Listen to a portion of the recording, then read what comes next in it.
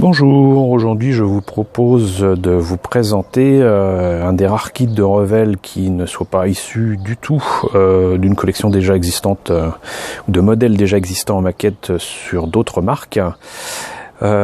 Puisqu'il s'agit ici du Landspeeder. Voilà, alors ça fait partie des rares nouveautés de Revell de ces dernières années.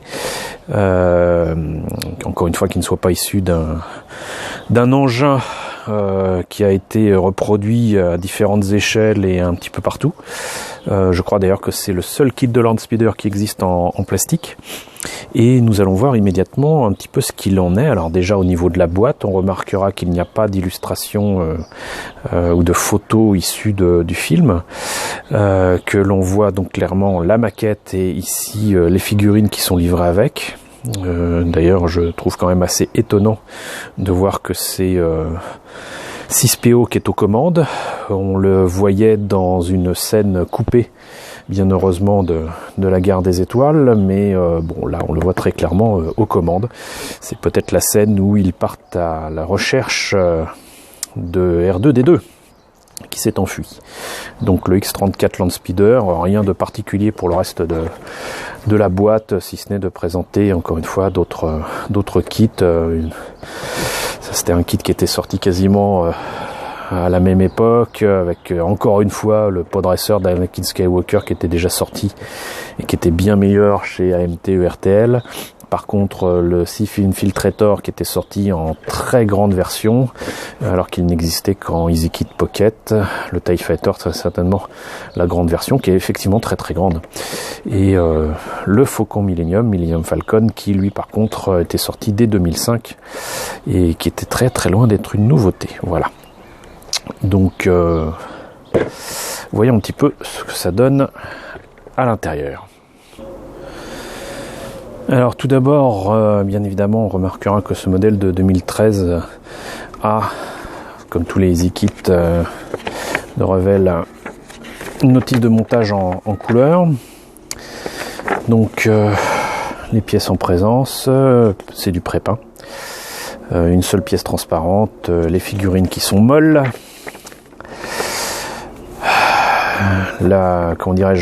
L'habitacle, le fuselage, les moteurs, ce brave 6PO qui a quand même deux pièces à rajouter dorées sur les bras,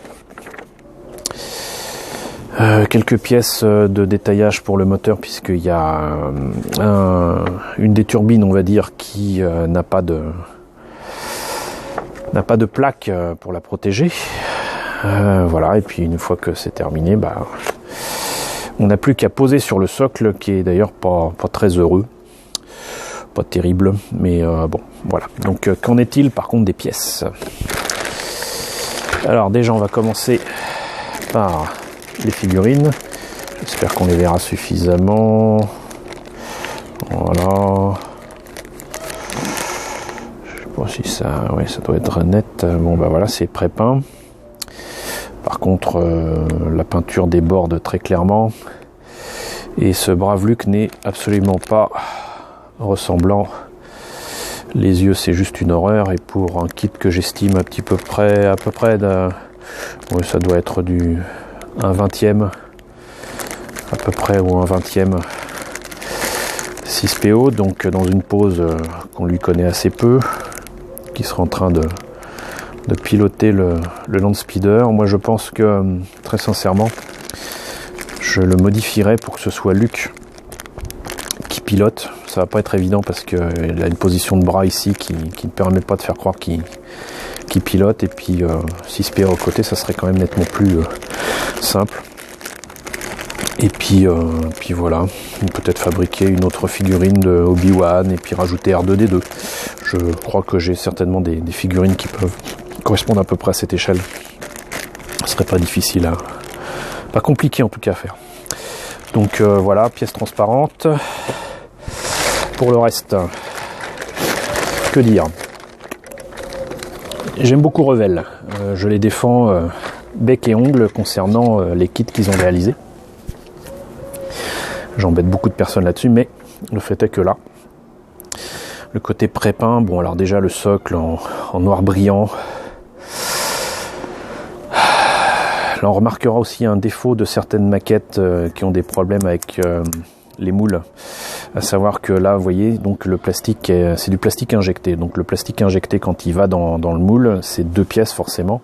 Le plastique est injecté immédiatement et si les 2 parties du moule se rencontrent assez mal ou s'il y a des jours, et ben on se retrouve avec ce qu'en anglais on appelle des flashs. Donc c'est-à-dire que certaines pièces risquent d'en être couvertes. Bon, là, pour l'instant, je n'en vois que sur les grappes, donc c'est pas grave. Ça, c'est pas grave. Mais il y a quand même pas mal d'imperfections à enlever sur le reste de la maquette. Et sinon, mes aïeux, vous voyez un petit peu à ce niveau-là à quel point c'est super mal peint, quoi. C'est très très mal peint et ça, je pense que de toute façon, ça, ces trucs-là, bon, c'est un peu épais, mais à virer, quoi. À virer, à remplacer par de vraies grilles.